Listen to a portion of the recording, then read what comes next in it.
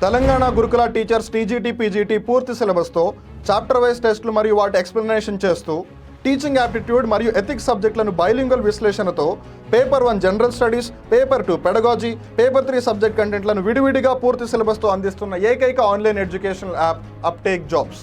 Paper 1 general studies కొరకు 2000కు పైగా వీడియోస్తో పాటు పీడిఎఫ్ మెటీరియల్ అందిస్తున్న యాప్.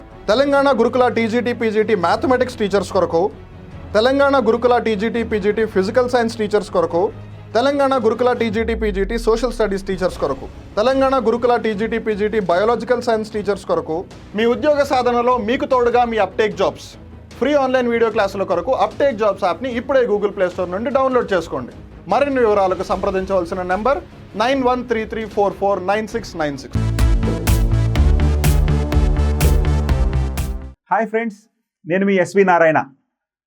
ఆంధ్రప్రదేశ్లో నిరుద్యోగ యువత ఎంతో కాలంగా ఎదురు చూస్తున్నటువంటి ఏపీపీఎస్సీ గ్రూప్ 2 సిలబస్కి సంబంధించినటువంటి శుభవార్తను మనకి తెలియజేయటం జరిగింది. మరి ఆ శుభవార్తలో ఏముంది, అసలుకి గ్రూప్ 2 ఎగ్జామ్స్ని ఏ విధంగా మార్పు చేశారు, గతంలో ఉన్నటువంటి సిలబస్కి ఈ సిలబస్కి ఉన్నటువంటి వ్యత్యాసం ఏంటి మొదలైన విషయాలన్నీ కూడా మీతో చర్చించడానికి నేను ఈ రూపంలో రావటం జరిగింది. అయితే మరి ప్రస్తుతం వెలువరిచినటువంటి నూతన సిలబస్లో మనకి గతంలో లాగానే 3 పేపర్లు కంటిన్యూ చేయడం జరిగింది. అయితే ఇక్కడ స్క్రీనింగ్ టెస్ట్లో అంటే మొదటి పేపర్లో స్క్రీనింగ్ టెస్ట్లో కొన్ని సబ్జెక్టులను తొలగించడం జరిగింది. అదేవిధంగా మరొక సబ్జెక్టును యాడ్ చేయడం జరిగింది. ఏ సబ్జెక్టులను తొలగించారు, ఏ సబ్జెక్టులను యాడ్ చేశారు, అసలుకి మొదటి పేపర్కి సంబంధించినటువంటి వివరాలేంటి, అదేవిధంగా మెయిన్స్ ఎగ్జామ్స్కి వచ్చేసరికి 2 పేపర్లు ఉంటున్నాయి.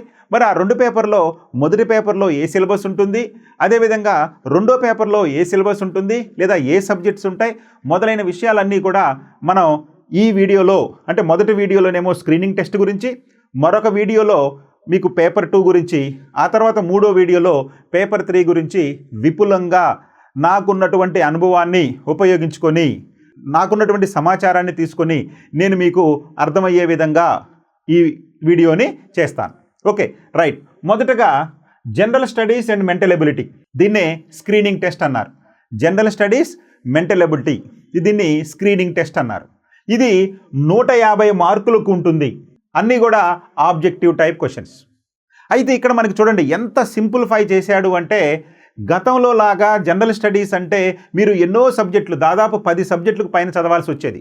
కానీ ఇప్పుడు వాడు క్లియర్గా మనకి 5 సబ్జెక్టుల రూపంలో ఇవ్వటం జరిగింది.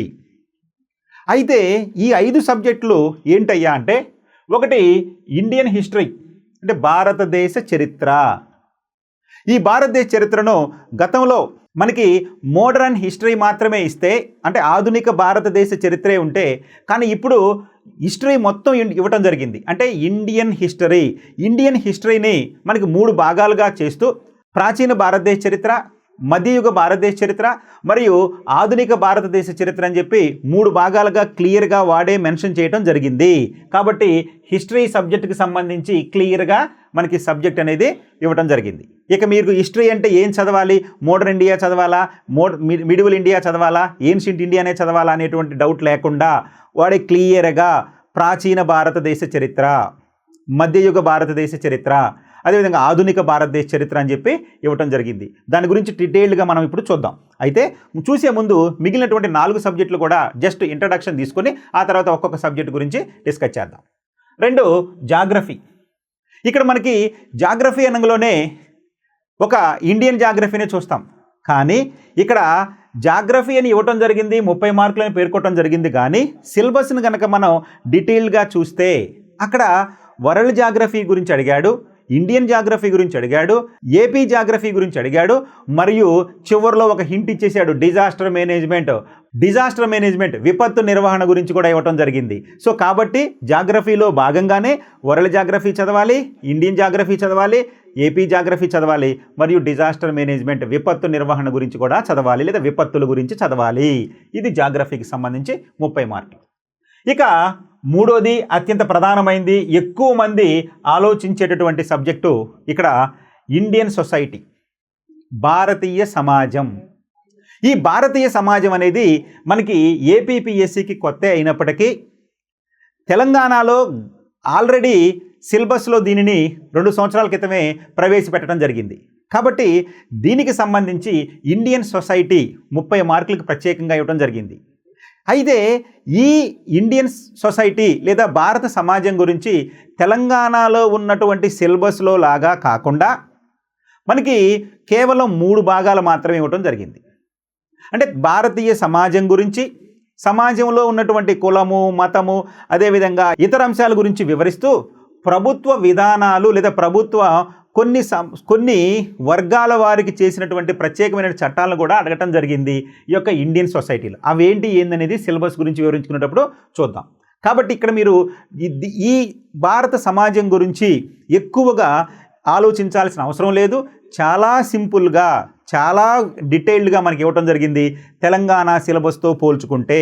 ఎందుకంటే తెలంగాణ వాళ్ళకి అక్కడ గ్రూప్ 2లో 75 మార్కులకి ఇస్తే మనకి గ్రూప్ 2లో స్క్రీనింగ్ టెస్ట్లో 30 మార్కులకే ఇచ్చాడు. అంతేకాకుండా తెలంగాణలో 5 యూనిట్లు పెడితే మనకి ఇక్కడ 3 అంశాలుగా ఇవ్వటం జరిగింది ఇండియన్ సొసైటీని లేదా భారత సమాజాన్ని. కాబట్టి దీని గురించి కూడా మనం డీటెయిల్గా చర్చించుకుందాం. ఇక కరెంట్ అఫైర్స్. గతంలో లాగానే కరెంట్ అఫైర్స్ వర్తమాన అంశాలకు సంబంధించి అంతర్జాతీయ అంశాలు, జాతీయ అంశాలు, అదేవిధంగా రాష్ట్రీయ అంశాలు. సో మన ఆంధ్రప్రదేశ్కి సంబంధించినటువంటి కరెంట్ అఫైర్స్, దేశానికి సంబంధించిన కరెంట్ అఫైర్స్, అంతర్జాతీయ స్థాయిలో జరిగేటటువంటి సంఘటనలకు సంబంధించినటువంటి కరెంట్ అఫైర్స్, ఈ విధంగా కరెంట్ అఫైర్స్ని 30 మార్కులకి ఇవ్వడం జరిగింది. ఇక చివరిగా మెంటల్ ఎబిలిటీ. దీన్ని జనరల్ మెంటల్ ఎబిలిటీ అన్నాడు. అసలు పేపర్లోనే చెప్పాడు general studies and mental ability అని. అయితే ఇక్కడ మెంటల్ ఎబిలిటీలో కూడా 3 భాగాలు ఇవ్వడం జరిగింది. రీజనింగ్ అన్నాడు, మెంటల్ ఎబిలిటీ అన్నాడు, అదేవిధంగా న్యూమరికల్ ఎబిలిటీ అన్నాడు. సో ఈ విధంగా మనకి అర్థమెటిక్, రీజనింగ్ కలిపినటువంటి మెంటల్ ఎబిలిటీని మనం తీసుకోవాలి. అంటే కొన్ని టాపిక్లను స్పెసిఫిక్గా మెన్షన్ చేయడం జరిగింది. కాబట్టి మనకి అర్థమెటిక్, రీజనింగ్లో ఉన్నటువంటి అంశాలన్నింటిని కూడా ఈ మెంటల్ ఎబిలిటీ పార్ట్లో చదవాలి. ఇవి 30 మార్కులకి ఇచ్చారు. వెరసి 5 సబ్జెక్టులు, Indian history, geography, Indian society, current affairs మరియు జనరల్ మెంటల్ ఎబిలిటీ, ఈ 5 సబ్జెక్టుల నుంచి 30 మార్కులు చొప్పున, ఒక్కొక్క సబ్జెక్టుకి 30 మార్కులు చొప్పున, సబ్జెక్టు కూడా క్లియర్గా ఇచ్చాడండి. అంటే ఇండియన్ హిస్టరీ నుంచి 30 మార్కులకి క్లియర్గా మెన్షన్ చేయడం జరిగింది. అదేవిధంగా జాగ్రఫీ నుంచి 30 మార్కులకి, అదేవిధంగా ఇండియన్ సొసైటీ నుంచి 30 మార్కులకి, జనరల్ మెంటల్ ఎబిలిటీ గురించి 30 మార్కులకి, కరెంట్ అఫైర్స్ గురించి 30 మార్కులకి, ఈ 5/30లో 150 మార్కులకి మన మొదటి స్క్రీనింగ్ టెస్ట్. అంటే గ్రూప్ 2లో ఉన్నటువంటి 3 పేపర్లో మొదటి పేపరు స్క్రీనింగ్ టెస్టు. ఈ స్క్రీనింగ్ టెస్ట్ అంటే అర్థం ఏంటండి? స్క్రీన్ చేసిన తర్వాతే మిమ్మల్ని మెయిన్స్లోకి పంపిస్తారు. కానీ ఇక్కడ మీరు గుర్తుపెట్టుకోవాల్సింది, గ్రూప్ 2లో అత్యంత కఠినమైనటువంటి మొదటి మెట్టు ఏదయ్యా అంటే ఈ స్క్రీనింగ్ టెస్టే. ఎవరైతే స్క్రీనింగ్ టెస్ట్లో క్వాలిఫై అవుతారో వాళ్ళ పేపర్లనే మెయిన్స్లో వాల్యూ చేయడం జరుగుతుంది. కాబట్టి మీరు ఎంత బాగా చదివినా ఆ 2 పేపర్లు, ఈ పేపర్లో కనుక క్వాలిఫై కాకపోతే మీరు మళ్ళీ వెనక్కి రావాల్సి వస్తుంది. కాబట్టి జాగ్రత్తగా గుర్తుపెట్టుకోండి. నేను చాలా వీడియోస్ చూశాను.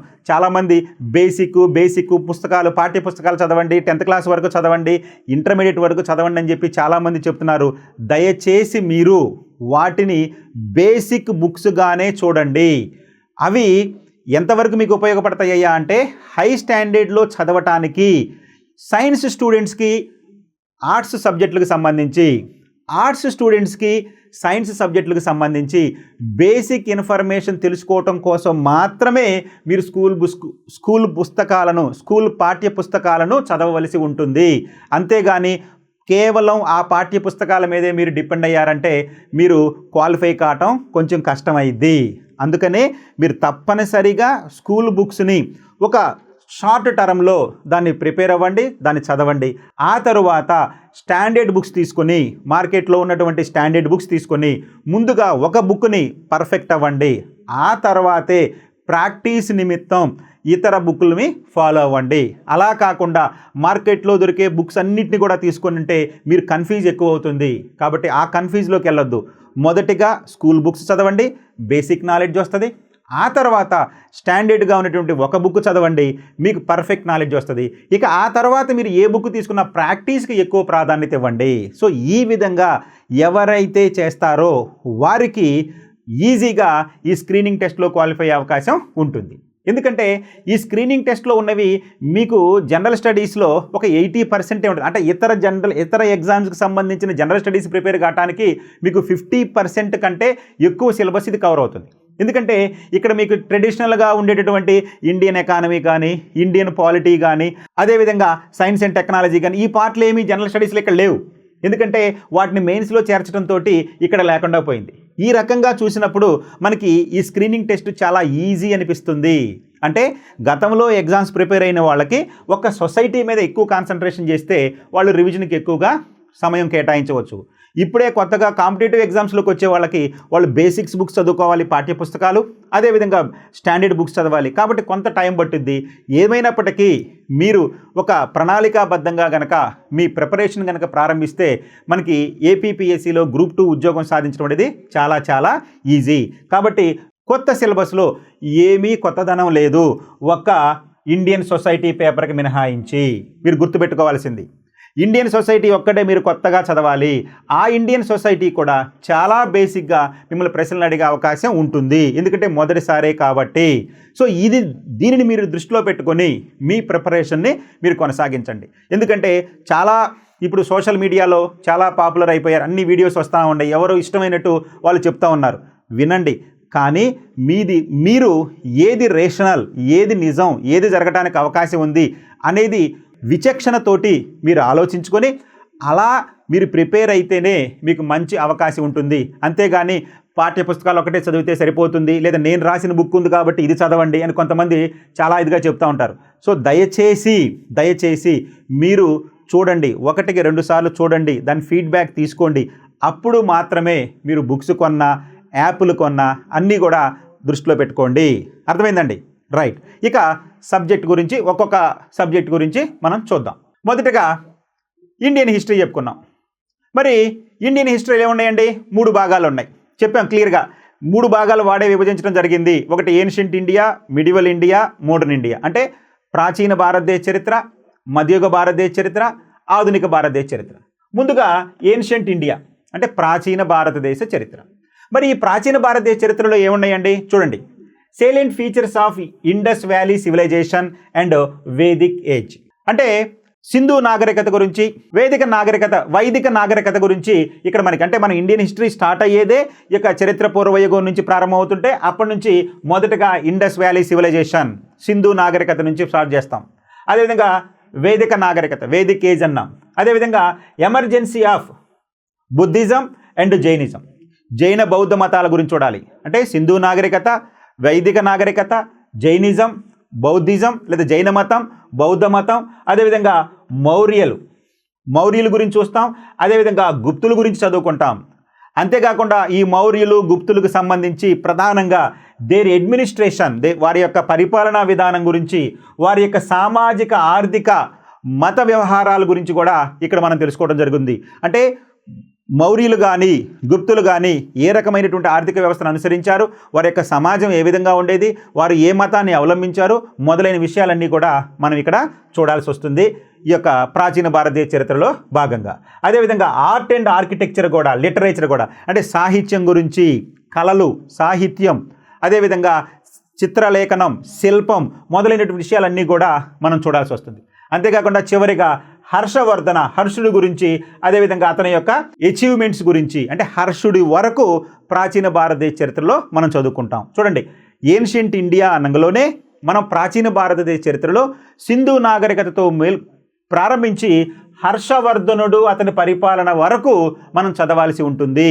సో సింధు నాగరికత నుంచి హర్షవర్ధనుడు వరకు అంటే వైదిక నాగరికత, బౌద్ధ మతం, జైన మతం, మౌర్యులు, గుప్తులు, వారి యొక్క పరిపాలనా విధానం, అంటే పరిపాలనా విధానం అంటే కేవలం రాజకీయ పరిపాలనా విధానమే కాకుండా వారి మత విధానం గురించి, ఆనాటి సమాజంలో ఉన్నటువంటి మతాచారాల గురించి, ఆచారాల గురించి, అదేవిధంగా శిల్పకళ గురించి, కళల గురించి మొత్తం అన్ని అంశాలు మనం చదువుకోవాల్సి ఉంటుంది. అంటే మన ప్రాచీన భారతదేశంలో ఉన్నటువంటి అంశాలకు అనుగుణంగా. ఓకే, ఇది మొదటి పార్టు భారతదేశ చరిత్రకు సంబంధించి.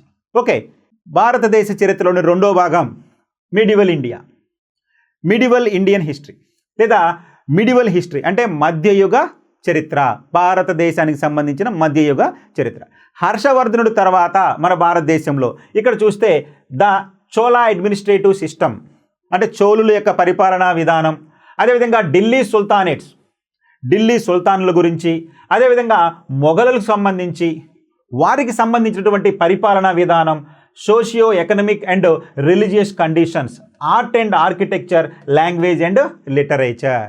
సో ఈ విధంగా మధ్యయుగ భారతదేశాన్ని పరిపాలించినటువంటి చోళులు వారి యొక్క పరిపాలనా విధానం, ఢిల్లీ సుల్తానులు వారి పరిపాలనా విధానం, మొఘలులు వాళ్ళ పరిపాలనా విధానం గురించి చర్చించుకుంటూ, రాజవంశాల గురించి చర్చించుకుంటూ ఆ కాలంలో ఉన్నటువంటి సామాజిక, ఆర్థిక, మతపరమైనటువంటి విషయాలతో పాటు సాహిత్యం, లిటరేచర్, ఆ రోజుల్లో ఉన్నటువంటి కవుల గురించి, వారు రాసిన గ్రంథాల గురించి మొదలైన విషయాలన్నీ కూడా చర్చించుకుంటూ భక్తి అండ్ సూఫీ మూమెంట్, భక్తి ఉద్యమాలు, సూఫీ ఉద్యమాలు గురించి చర్చించుకుంటూ, తర్వాత శివాజీ, మహారాష్ట్రలో ఉన్నటువంటి శివాజీ, మరాఠాల గురించి, Shivaji and the rise of Maharashtra empire, advent of Europeans, అంటే యూరోపియన్ల రాక వరకు, ఎక్కడి నుంచండి, చోళుల కాలం నుంచి యూరోపియన్లు భారతదేశం వచ్చే వరకు ఉన్నటువంటి చరిత్రను మనం మధ్యయుగ భారతదేశ చరిత్ర ఉన్నాము.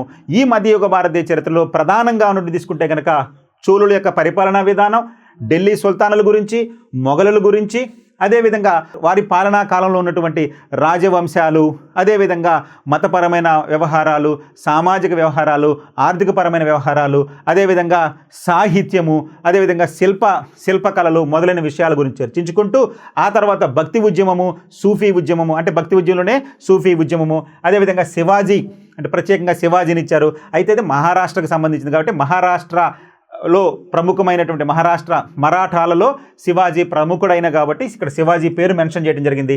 And the rise of Maratha empire, అదేవిధంగా అడ్వెంట్ ఆఫ్ యూరోపియన్స్, అంటే యూరోపియన్ల రాక, భారతదేశంలోకి యూరోపియన్ల రాకతోటి ఈ మధ్యయుగ చరిత్ర అనేది ముగుస్తుంది. Okay, right. ఇక భారతదేశ చరిత్రలో చివరి అంకం మోడర్న్ హిస్టరీ, ఆధునిక చరిత్ర లేదా ఆధునిక భారతదేశ చరిత్ర.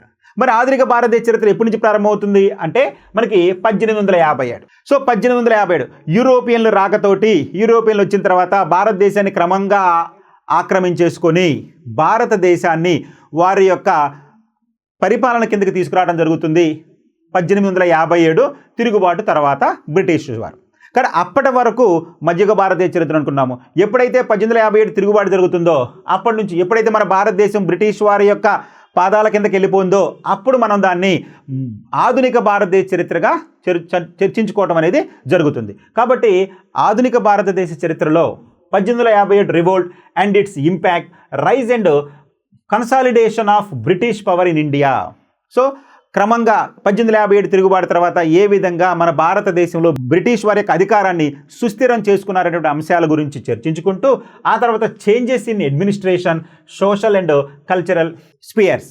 సో ఈ విధంగా మనకి బ్రిటిష్ వారు ఏ విధంగా భారతదేశంలో పూర్తిగా తమ ఆధిపత్యాన్ని చెలాయించారు, పరిపాలనలో ఏ విధమైనటువంటి మార్పులు వచ్చినాయి, అదేవిధంగా సమాజంలో ఏ విధమైన మార్పులు వచ్చినాయి, అదేవిధంగా సంస్కృతి పరంగా ఏ విధమైనటువంటి మార్పులు వచ్చినాయి అనేవి కూడా చర్చించుకోవాలి. ఎందుకంటే ప్రాచీన కాలం నుంచి చూడండి, ప్రతి అంశంలో కూడా మనకి రాజవంశాల గురించి చెప్తూనే ఉన్నాడు.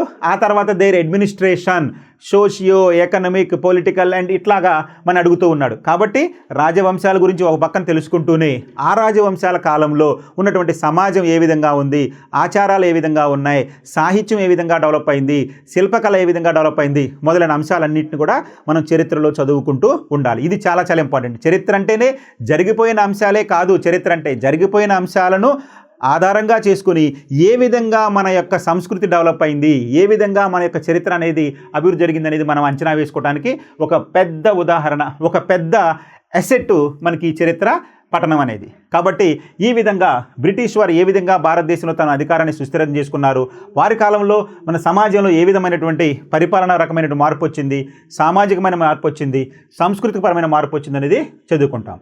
అదేవిధంగా social and religious reform movement in 19th and 20th century, అంటే 19-20 శతాబ్దాలలో మన సమాజంలో వచ్చినటువంటి రిలీజియస్ రిఫార్మ్స్ మతపరమైనటువంటి సంస్కరణలు ఏంటో మనం చర్చించుకోవాలి.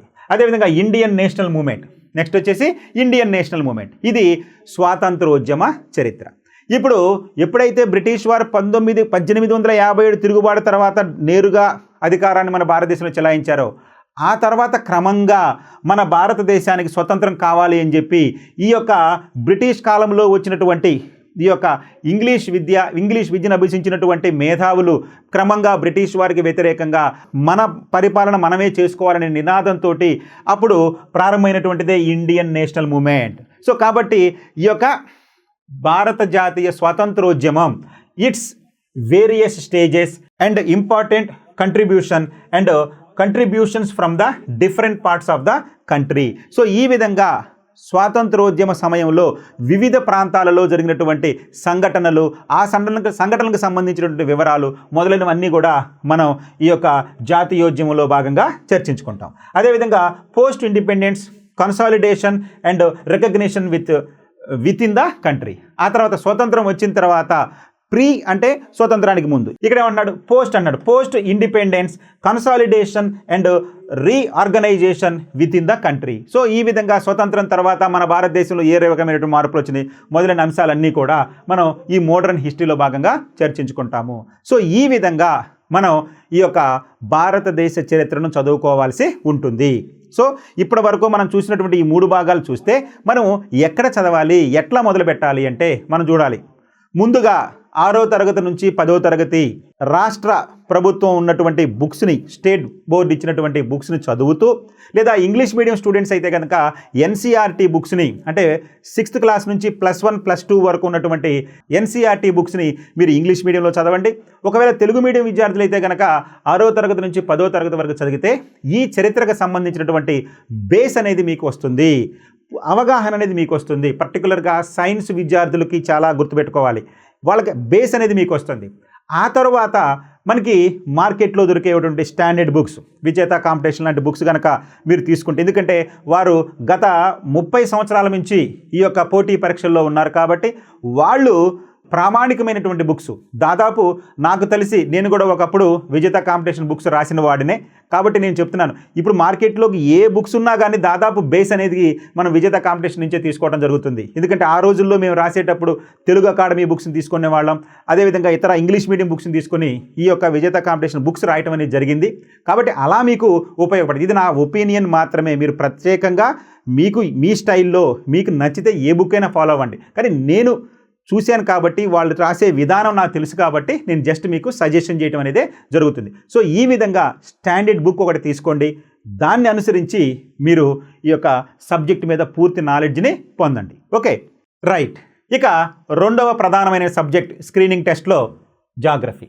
ఇక్కడ 30 మార్కులే అని మనకు ఉన్నా కానీ ఇక్కడ మనం గుర్తుపెట్టుకోవాల్సింది, ఈ 30 మార్కులు 100 మార్కులకు సమానంగా ఉంటాయి. 100 మార్కులు దాకా ఉంటాయి. అంటే నేను ఎందుకు చెప్తున్నానంటే, ఇక్కడ మీరు స్క్రీనింగ్ టెస్ట్లో మీకు 30 మార్కులే ఉంది, కానీ దీనిలో 100 మార్కులు నిబిడీకృతమై ఉంటాయి. ఎలా ఉంటాయి ఏంటో నేను చెప్తాను. ఎందుకంటే మీకు స్క్రీనింగ్ టెస్ట్లో మీకు ఉంది ఇక్కడ 30 మార్కులే ఈ జాగ్రఫీ నుంచి, కానీ వాస్తవంగా మీరు జాగ్రఫీ ఈ సిలబస్ మొత్తాన్ని కనుక పూర్తిగా అర్థం చేసుకొని కనుక చదవగలిగితే మెయిన్స్లో మీకున్నటువంటి 300 మార్కుల్లో 100 మార్కులు ఈ సబ్జెక్ట్ చదవటం వల్లే మీరు తెచ్చుకుంటారు. అది ఎలాగో ఇప్పుడు నేను చెప్తాను, చూడండి. రైట్, ముందుగా ఈ 100 మార్కుల గురించి చర్చించుకునే ముందు ఈ 30 మార్కుల గురించి చర్చించుకొని, ఈ 30 మార్కులు చదవటం వలన మెయిన్స్లో 100 మార్కులు ఎలా కవర్ అయిద్దో తర్వాత చెప్తాను. రైట్, ఫస్ట్ చూడండి, జనరల్ అండ్ ఫిజికల్ జాగ్రఫీ. మొదటి part general and physical geography. ఇందులో ఏమున్నాయండి? The earth in our solar system, అంటే సౌర కుటుంబంలో మన భూమి. ఇంటీరియర్ ఆఫ్ ద ఎర్త్, భూమి యొక్క అంతర్నిర్మాణం. మేజర్ ల్యాండ్ ఫామ్స్, ప్రధానమైనటువంటి భూ స్వరూపాలు. అండ్ దేర్ ఫీచర్స్, వాటి యొక్క లక్షణాలు ఏ విధంగా ఉన్నాయి. అంటే ఇక్కడ ఒక రకంగా ఫిజికల్ జాగ్రఫీ మొత్తం చెప్పేశాడు. అంటే జియోమార్ఫాలజీ అంటాం. ఫిజికల్ జాగ్రఫీని 3 భాగాలుగా విభజిస్తే, మొదటిది జియోమార్ఫాలజీ, భూస్వరూప శాస్త్రం. భూస్వరూపం ఎక్కడి నుంచి తీసుకొచ్చాడండి? సౌర కుటుంబంలో మన భూమి ఎక్కడ ఉందో చెప్పాడు. మన భూమి గురించి తెలుసుకున్నాం. ఆ తర్వాత ఆ భూమి యొక్క అంతర్భాగం ఎట్లా ఉందో తెలుసుకోవాలి. ఆ తర్వాత భూమి యొక్క ఉపరితలం మీద నుండి భూస్వరూపాల గురించి, వాటి యొక్క లక్షణాల గురించి తెలుసుకోవాలి. అంటే భూస్వరూపం గురించి మొత్తం కూడా ఈ లైన్లో ఇవ్వటం జరిగింది. కాబట్టి ఇక్కడ ఎంత ఎక్కువ చదవాలో చూడండి. అంటే ఇందులో భాగంగానే సౌర కుటుంబం చూస్తాం. ఆ సౌర కుటుంబంతో పాటు అక్షాంశాలని, రేఖాంశాలని, అదేవిధంగా భూభ్రమణము, భూ పరిభ్రమణము అలాంటివన్నీ ఇంటర్లింక్గా ఉండే టాపిక్లు చదువుకుంటూ ఇంటీరియర్ ఆఫ్ ద ఎర్త్, భూమి యొక్క అంతర్నిర్మాణం, భూ పటలం అంటే ఏంటి, భూ ప్రావారం అంటే ఏంటి, కేంద్ర మండలం అంటే ఏంటి, అవి ఏ విధంగా ఏర్పడినాయి, ఎట్లా ఉంటాయి, వాటి స్థితి ఏంటి అని తెలుసుకుంటాం. ఇక మేజర్ ల్యాండ్ ఫామ్స్, మరి భూ ఉపరితలం మీద పర్వతాలు ఉన్నాయి, పీఠభూములు ఉన్నాయి, మైదానాలు ఉన్నాయి, అవి ఎలా ఏర్పడినాయి, వాటి లక్షణాలు ఏంటి, అలా ఏర్పడటానికి గల కారణాలు ఏంటి, ఖండచలనం జరిగిందా, భూ పటలం అదేవిధంగా భూ పలకలు ఏ విధంగా చెలించినాయి, ఆ భూ పలకలు చెలించడానికి గల కారణం ఏంటి మొదలైన విషయాలన్నీ కూడా మనం ఇక్కడ చూడాలి. చూడండి ఇక్కడ లేదు, కానీ ఈ మేజర్ ల్యాండ్ ఫామ్స్ భూ స్వరూపాల గురించి తెలుసుకోవాలంటే అసలు పర్వతం ఎట్లా ఏర్పడింది, పర్వతం ఎలా ఏర్పడిందంటే రెండు భూ స్వరూపాలు ఒకదానికొకటి అభిముఖంగా రావటం వల్ల మధ్యలో ఉన్న భూమి సంపీడనానికి గురై ఆ తర్వాత ముడతలు పడుతూ పైకి లేచింది. అలా పైకి లేచినటువంటి భూస్వరూపాన్ని వాటి యొక్క ఆకారాన్ని బట్టి పీఠభూమి అన్నాము లేదా పర్వతము అన్నాము. అట్లా మనకి ఈ యొక్క మేజర్ ల్యాండ్ ఫామ్స్ గురించి చర్చించుకునేటప్పుడు ఇవన్నీ వస్తాయి. కాబట్టి వరల్డ్ జాగ్రఫీలో ఉన్నటువంటి జియోమార్ఫాలజీ, భూస్వరూపం గురించి మొత్తం తెలుసుకోవాలి ఇక్కడ. ఇక రెండోది క్లైమేటాలజీ, క్లైమేట్ వాతావరణం. ఇది కూడా ఫిజికల్ జాగ్రఫీలో రెండో భాగం. మొదటి భాగం జియోమార్ఫాలజీ అయితే రెండో భాగం క్లైమేటాలజీ. వాతావరణం గురించి తెలుసుకోవాలి. అసలు వాతావరణం ఏ విధంగా ఏర్పడింది, సూర్యుడి నుంచి వచ్చేటటువంటి ఉష్ణోగ్రత ఏ విధంగా ప్రభావాన్ని చూపిస్తుంది భూ ఉపరితలం మీద, ఈ గాలులు ఎలా ఏర్పడుతున్నాయి, పీడనం అంటే ఏంటి, వర్షపాతం అంటే ఏంటి, అదేవిధంగా ఆర్ద్రత అంటే ఏంటి, తుఫానులు అంటే ఏంటి, ఇవన్నీ కూడా structure and composition of atmosphere.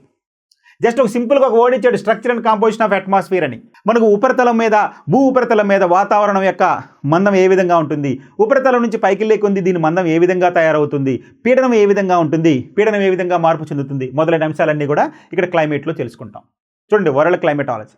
ఇక ఓషన్ వాటర్, సముద్రపు నీరు. మరి మన భూమి మీద 3 వంతులు సముద్రమే విస్తరించి ఉంది. మరి ఈ 3 వంతులు ఉన్నటువంటి సముద్రం ఏ విధంగా ఏర్పడింది, ఈ సముద్రాల్లో ఉన్నటువంటి రకాలేంటి, సముద్రాల పేర్లేంటి, మనకి ఆ సముద్ర నీటిలో ఉన్నటువంటి టైడ్స్, అది పోటుపాటుల గురించి, అదేవిధంగా వేవ్స్ అలల గురించి, అదేవిధంగా కరెంట్స్ సముద్ర ప్రవాహాల గురించి తెలుసుకోవాలి. అంటే సముద్ర ప్రవాహాలు, సముద్రపు అలలు, సముద్రపు పోటుపాటులు ఇవన్నీ కూడా ఓషన్ వాటర్లో తెలుసుకోవాలి. ఇవి ప్యూర్గా వరల్డ్ జాగ్రఫీలో ఉంటాయి. ఈ 3 కూడా, ఈ 3 ఎక్కడ ఉంటాయండి, వరల్డ్ జాగ్రఫీలో ఉంటాయి. సో కాబట్టి ప్రపంచ భూగోళ శాస్త్రంలో జియోమార్ఫాలజీ, క్లైమేటాలజీ, ఓషనోగ్రఫీ ఇక్కడ చదవాలి. ఇది ప్యూర్గా వరల్డ్ జాగ్రఫీనే. ఇది మెయిన్స్లో మీకు ఎక్కడా ఉపయోగపడదు, ఈ పార్ట్లో ఉన్నటువంటి జాగ్రఫీ పార్ట్. ఇక ఇండియా అండ్ ఆంధ్రప్రదేశ్ చూద్దాం. ఇండియా అండ్ ఆంధ్రప్రదేశ్ సంబంధించి జాగ్రఫీలు ఏమి ఇచ్చాడు.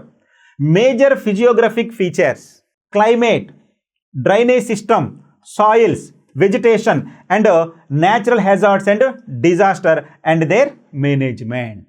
ఇక్కడ మనకి మొత్తం ఇండియన్ జాగ్రఫీ, ఏపీ జాగ్రఫీ ఇచ్చాడు. ఏమండి మేజర్ ఫిజియోగ్రఫిక్ ఫీచర్స్ అంటే ఏంటండి, ఇక్కడ భారతదేశంలో పర్వతాలు ఎక్కడ ఉన్నాయి, పీఠభూములు ఎక్కడ ఉన్నాయి, మైదానాలు ఎట్లా ఉన్నాయి, ఎందుకని భారతదేశానికి దక్షిణ భాగంలో తూర్పు కనుమలు, పశ్చిమ కనుమలు ఏర్పడినాయి, లేదా ఉత్తర భాగంలో హిమాలయాలు ఏర్పడినాయి, ఇలా అన్నీ కూడా ఫిజియోగ్రఫిక్ డివిజన్ గురించి తెలుసుకోవాలి భారతదేశానికి సంబంధించి.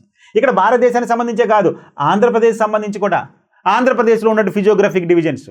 తూర్పు కనుమలు ఎక్కడ ఉన్నాయి, తూర్పు కనుమల్ని ఒక్కొక్క శ్రీకాకుళం నుంచి అదేవిధంగా తిరుపతి వరకు ఈ తూర్పు కనుమలు ఏ విధంగా విస్తరించి ఉన్నాయి, వాటిని ఏ విధంగా పేర్లతో పిలుస్తున్నారు, వాటిలో ఎత్తైన శిఖరం ఏంటి, తూర్పు తీర మైదానాలు ఎక్కడ ఉన్నాయి మన రాష్ట్రంలో, మొదలైనవన్నీ ఇక్కడ చూడాలి ఈ ఫిజియోగ్రఫిక్ ఫీచర్స్లో భాగంగా. ఇక క్లైమేట్, భారతదేశానికి సంబంధించినటువంటి వాతావరణ వివరాలు, ఆంధ్రప్రదేశ్కి సంబంధించిన వాతావరణ వివరాలు, అదేవిధంగా డ్రైనేజ్ సిస్టమ్, నదులు, భారతదేశంలో ఉన్న నదుల వ్యవస్థ గురించి, ఆంధ్రప్రదేశ్లో ఉన్న నదీ వ్యవస్థ గురించి, అదేవిధంగా భారతదేశంలో ఉన్నటువంటి సాయిల్స్ గురించి, నేలల గురించి, అదేవిధంగా ఆంధ్రప్రదేశ్లో ఉన్నటువంటి నేలల గురించి, వెజిటేషన్ అడవుల గురించి, అదేవిధంగా natural hazards and disaster and their management. So ప్రకృతి విపత్తుల గురించి, ఆ విపత్తుల్లో భూకంపాలు, అగ్నిపర్వతాలు, వరదలు, ఈ యొక్క కరువు ఇవన్నీ కూడా డిజాస్టర్లో ఉంటాయి. కాబట్టి ఇక్కడ అన్నీ కూడా మనం డిజాస్టర్ అండ్ దేర్ మేనేజ్మెంట్లో భాగంగా చదువుకోవాలి. సో ఇట్లా మనకి రెండో భాగం భారతదేశం, ఆంధ్రప్రదేశ్ గురించి ఇవన్నీ చదవాల్సి ఉంటుంది.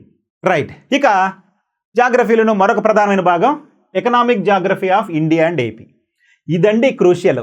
ఇది మనకి జాగ్రఫీ పార్ట్లో ఇచ్చినప్పటికీ మీరు గనక సిలబస్ని క్షుణ్ణంగా గనక చూస్తే ఆ సిలబస్లో భాగంగా ఆ సిలబస్లో భాగంగా మీకు మెయిన్స్లో ఉన్నటువంటి భారతదేశ ఆర్థిక వ్యవస్థ, ఆంధ్రప్రదేశ్ ఆర్థిక వ్యవస్థలో 75 మార్కులకి 75 మార్కులకి 2 ఉంటాయి. అందులో మనకి ఎకనామిక్ అని ఇక్కడ ఉంది, ఎకనామిక్ జాగ్రఫీ.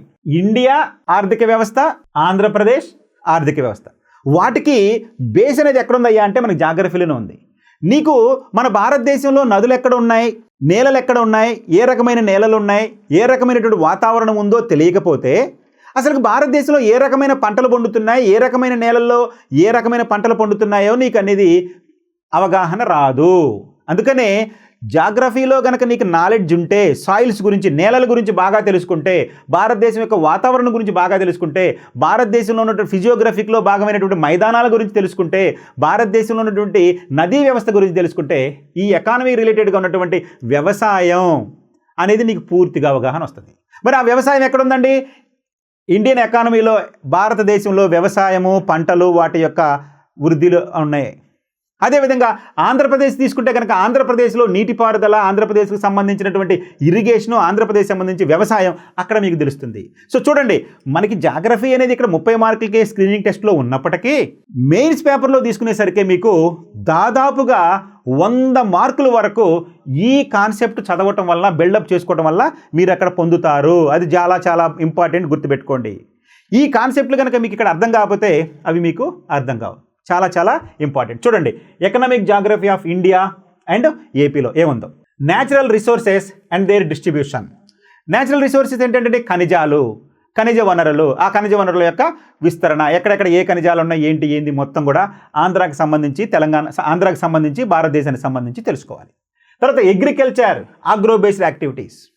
అగ్రికల్చర్ వ్యవసాయము, వ్యవసాయ అనుబంధం సంబంధించినటువంటి, వ్యవసాయ అనుబంధం ఏంటంటే పాడి పరిశ్రమ, మత్స్య పరిశ్రమ, పట్టు పరిశ్రమ, ఇవన్నీ కూడా వ్యవసాయానికి అనుబంధంగా ఉంటాయి, అగ్రో బేస్డ్ అంశాలన్నీ కూడా. సో కాబట్టి వాటి గురించి మీరు తెలుసుకోవాలి. డిస్ట్రిబ్యూషన్ ఆఫ్ మేజర్ ఇండస్ట్రీస్, ఎకానమీలో కూడా పరిశ్రమల యొక్క విస్తరణ, పారిశ్రామిక మండలాలు ఇవన్నీ కూడా ఉంటాయి. కాబట్టి distribution of major industries and major industrial regions, భారతదేశంలో ప్రధానమైనటువంటి పారిశ్రామిక ప్రాంతాలు. సో ఈ విధంగా transport, communication, tourism and trade. దీంట్లో ట్రాన్స్పోర్ట్ అంటే రవాణాలో రోడ్డు రవాణా, రైలు రవాణా, వాయు రవాణా, జల రవాణా, అదేవిధంగా కమ్యూనికేషన్, టూరిజం అండ్ ట్రేడ్, ఇవన్నీ కూడా ఎకనామిక్ జాగ్రఫీలో భాగంగా. అంటే ఒకవైపు భారతదేశం గురించి, మరొక వైపు ఆంధ్రప్రదేశ్ గురించి ఇక్కడ మీరు చదువుకోవాలి. ఇది చాలా చాలా క్రూషియల్. మీకు ఇది ఎంత ఎక్కువగా స్క్రీనింగ్లో మీరు కవర్ చేసుకుంటే మెయిన్స్లో వేరొక సబ్జెక్ట్ మీద మీరు కాన్సన్ట్రేషన్ చేయొచ్చు, అప్పుడు ఎక్కువ మార్కులు తెచ్చుకోవడానికి అవకాశం ఉంటుంది. ఇక చివరి అంశం జాగ్రఫీకి సంబంధించి human geography of India and AP. ఇక్కడ సపరేట్గా ఇచ్చాడు దీన్ని. వాస్తవానికి హ్యూమన్ రిసోర్స్ కూడా ఒక ఎసెట్టే, ఎకనామిక్ ఎసెట్టే దేశానికి కానీ లేదా ప్రాంతానికి కానీ. కానీ ఇక్కడ మనకి సపరేట్గా human geography of India and AP అన్నాడు. అంటే భారతదేశంలో మరియు ఆంధ్రప్రదేశ్లో నుండి జనాభా, వాళ్ళ యొక్క వివరాలు, హ్యూమన్ డెవలప్మెంట్, మానవాభివృద్ధి, డెమోగ్రఫీ, పాపులేషన్కి సంబంధించినవి అంశాలన్నీ కూడా ఉంటాయి. అర్బనైజేషన్, పట్టణీకరణ, అదేవిధంగా మైగ్రేషన్, వలసలు, racial, tribal, religious and linguistic groups. So ఈ విధంగా మనం ఈ జనాభాలోనే మనం ప్రధానంగా అక్షరాస్యత గురించి తెలుసుకుంటాం, స్త్రీ పురుష నిష్పత్తి గురించి తెలుసుకుంటాం, ఈ మతాల వారి గురించి తెలుసుకుంటాం, ట్రైబుల్ గురించి తెలుసుకుంటాం. ఇలా ప్రతి అంశము జనాభా గురించి తెలుసుకుంటాము. ఇక్కడ ఇవన్నీ కూడా మనం చదవాల్సి ఉంటుంది భారతదేశం మరియు ఆంధ్రప్రదేశ్ పాయింట్ ఆఫ్ వ్యూలో. సో ఇది స్థూలంగా మనకి జాగ్రఫీకి సంబంధించినటువంటి పూర్తి వివరాలు. ఓకే, ఇక మూడో భాగం ఇండియన్ సొసైటీ. ఇది ఎన్ని మార్కులు కండి? 30 మార్కులకు ఉంది. ఎన్ని అంశాలుగా ఇవ్వడం జరిగిందండి? 3 అంశాలుగా మనకి ఇవ్వడం జరిగింది. ఏంటండి 3 అంశాలు అంటే, 1 structure of Indian society, 2 social issues, 3 welfare mechanism. ఈ 3 అంశాలుగా మనకి ఇవ్వడం జరిగింది 30 మార్కుల రూపంలో. ఇది భారత సమాజం గురించి. అంటే మనకి గతంలో ఈ సిలబస్ లేదు, ఇప్పుడు కొత్తగా పెట్టారు. ఎక్కువ మంది దీని మీదే కాన్సన్ట్రేషన్ చేస్తారు. అయితే ఇది పెద్ద కష్టం కాదండి, చాలా చాలా ఈజీ.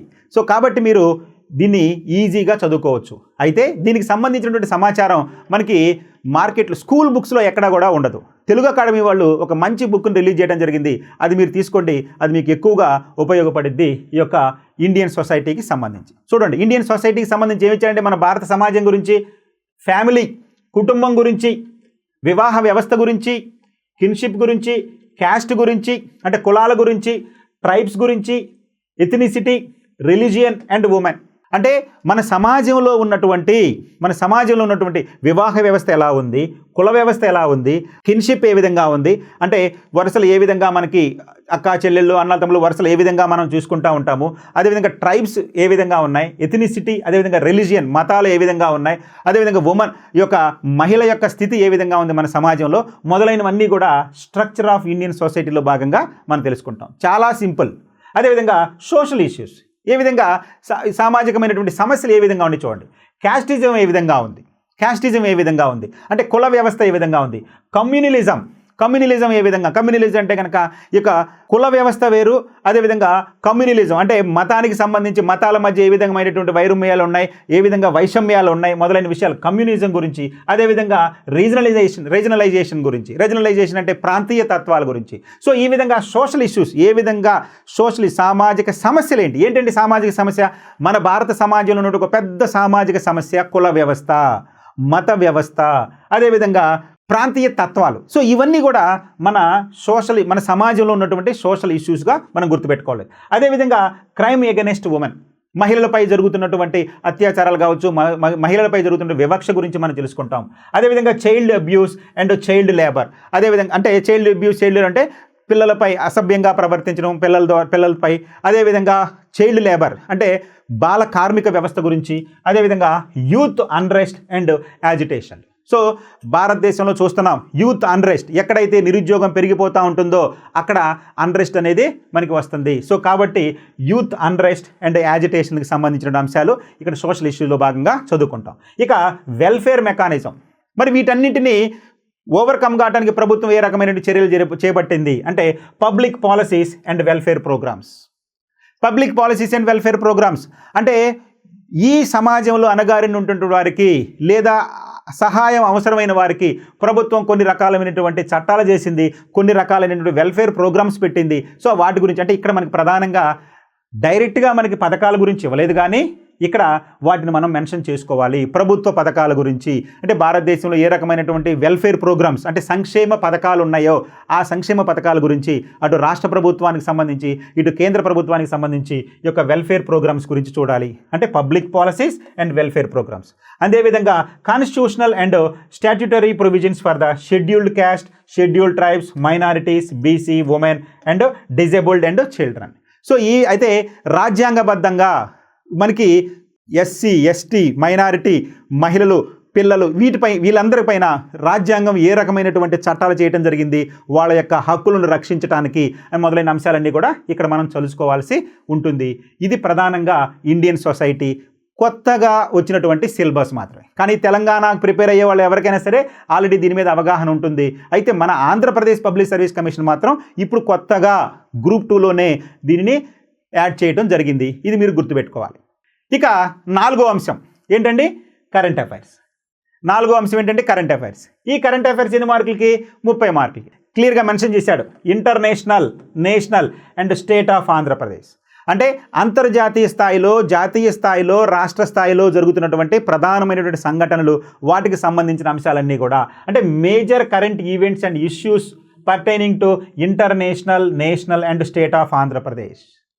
ప్రపంచవ్యాప్తంగా, దేశవ్యాప్తంగా, రాష్ట్ర వ్యాప్తంగా జరుగుతున్నటువంటి సంఘటనలు అవి రాజకీయంగా కావచ్చు, ఆర్థికంగా కావచ్చు, సైన్స్ అండ్ టెక్నాలజీ, శాస్త్ర సాంకేతిక రంగాల్లో కావచ్చు, లేదా పర్యావరణకు సంబంధించిన అంశాలు కావచ్చు, క్రీడలకు సంబంధించి కావచ్చు, అవార్డులకు సంబంధించి కావచ్చు, వ్యక్తులు వారికి సంబంధించిన విషయాలు కావచ్చు, ఏవైనా కావచ్చు. కరెంట్ అఫైర్స్ అనేది అన్నీ కూడా అంటే ఇక్కడ మనం కరెంట్ అఫైర్స్ ఎలా చదువుకోవాలో మీకు తెలుసు. మొదటగా పాలిటీ పరంగా ఏ రకమైనటువంటి అంతర్జాతీయ అంశాలకు సంబంధించిన అంశాలు, జాతీయ స్థాయికి సంబంధించిన అంశాలు, రాష్ట్ర స్థాయికి సంబంధించిన అంశాలు. ఇది పాలిటీ పైన అంటే ఎవరైనా రాష్ట్రపతి ఎన్నిక లేదా అమెరికా అధ్యక్షులు, మనకి ఇతర దేశాల అధ్యక్షులు, ఇలా మనకి ఎవరెవరు వచ్చారు, ఎవరెవరు వెళ్ళారు, ఏమేమి సంఘటనలు జరిగినాయి రాజకీయ పరంగా గుర్తుపెట్టుకోవాలి. ఇది 3 పాయింట్లు. అంటే అంతర్జాతీయ స్థాయిలో, జాతీయ స్థాయిలో, రాష్ట్ర స్థాయిలో. అదేవిధంగా క్రీడలు తీసుకున్నాం అనుకోండి, అంతర్జాతీయ ఈవెంట్స్ ఏమైనా జరిగినాయి క్రీడల్లో, అందులో ఏమైనా అవార్డులు పొందారా, అందులో ఎవరు విజయం సాధించారు, లేదా టెన్నిస్కి సంబంధించి వింబుల్డన్ ఎవరు గెలిచారు, ఇట్లా మనకి అంతర్జాతీయ స్థాయిలో క్రీడలు ఉంటాయి.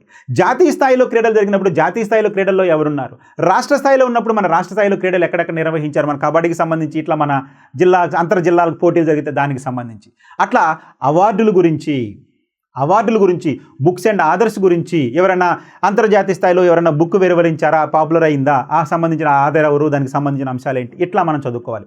సో ఈ విధంగా శాస్త్ర సాంకేతిక రంగాలు, పర్యావరణానికి సంబంధించి ఇట్లా మనము ఈ కరెంట్ అఫైర్స్ని 3 భాగాలు ఉంచుకొని అంతర్జాతీయ స్థాయిలో, జాతీయ స్థాయిలో, రాష్ట్ర స్థాయిలో చదవాల్సి ఉంటుంది కరెంట్ అఫైర్స్. ఇది రెగ్యులర్గా మీరు చేయాల్సినటువంటి పని. రైట్, ఇక చివరిగా 5వ అంశం ఏంటండి, మెంటల్ ఎబిలిటీ. ఇది ఎన్ని మార్కులకు ఉంది? 30 మార్కులకు ఉంది. మెంటల్ ఎబిలిటీ 30 మార్కులకు ఉంది. మరి ఈ మెంటల్ ఎబిలిటీ అంటే గతంలో మనకి ఎక్కువ రీజనింగ్ పార్టీ అనుకునే వాళ్ళం, కానీ వాడు క్లియర్గా మెన్షన్ చేశాడు logical reasoning, deductive, inductive, abductive. Mental ability చూడండి, మెంటల్ ఎబిలిటీ అన్నాడు, మళ్ళీ మెంటల్ ఎబిలిటీ అందులో ఇంటర్నల్గా ఇచ్చాడు. తర్వాత 3వ భాగం బేసిక్ న్యూమరసీ అన్నాడు. అంటే బేసిక్ న్యూమరసీని మనము షార్ట్కట్లో అర్థమెటిక్ అని కూడా పిలుచుకోవచ్చు.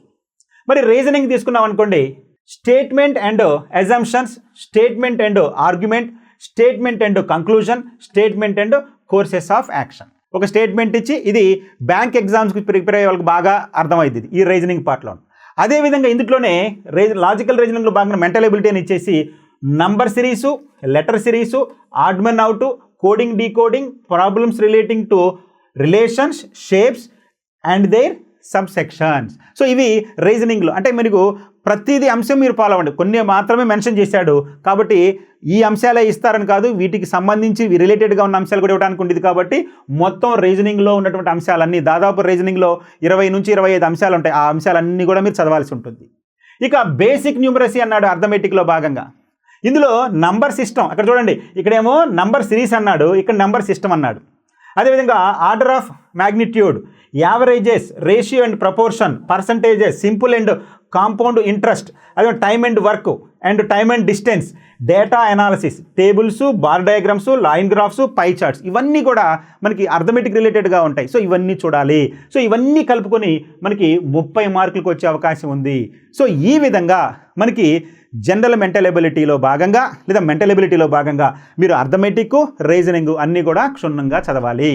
ఇవన్నీ చదివినప్పుడు మీకు 30 మార్కులు తెచ్చుకోవడం చాలా ఈజీ. ఎందుకంటే ఇప్పటి వరకు మనం చెప్పుకున్నవి తెచ్చుకోవచ్చో లేదో తెలియదు, కానీ ఈ జనరల్ మెంటల్ ఎబిలిటీలో మాత్రం మ్యాథ్స్ మీద పూర్తి అవగాహన ఉన్న వాళ్ళకి, ప్రాక్టీస్ ఎక్కువ చేసిన వాళ్ళకి 30 ఎక్కువగా వచ్చే అవకాశం ఉంటుంది. అందుకనే సైన్స్ స్టూడెంట్స్ అంటే మ్యాథమెటిక్స్ బ్యాక్గ్రౌండ్ ఉన్న స్టూడెంట్స్ ఏమో దీనిలో ఎక్కువ మార్కులు తెచ్చుకోవాలని చూస్తారు.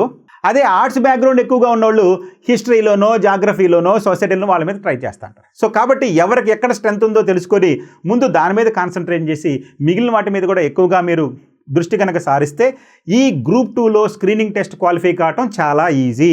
ఇక్కడతోటే మీది ఈజీ అంటే మీ ప్రిపరేషన్ అయిపోయిందని కాదు, ఈ చదువుతూనే మెయిన్స్లో రిలేటెడ్గా ఉన్న సబ్జెక్ట్, ఇందాక మనం చెప్పుకున్నాం జాగ్రఫీలో ఎక్కడ రిలేటెడ్ ఉంది, హిస్టరీలో ఎక్కడ రిలేటెడ్ ఉంటుంది, లేదు సొసైటీలో ఏమైనా రిలేటెడ్ ఉందా, ఇట్లా మీరు ఒకదాని లింక్ పెట్టుకుంటూ గనక చదివితే మీరు మెయిన్స్లో కూడా ప్రిపరేషన్ అనేది సాగించినట్లుంటుంది. అంటే గతంలో మనకి పేపర్లో మనకి బైఫర్కేషన్ ఉంది, రాష్ట్ర విభజనాంతర సమస్యలు అయి ఉన్నాయి, అవన్నీ కూడా ఇప్పుడు తీసేయడం జరిగింది.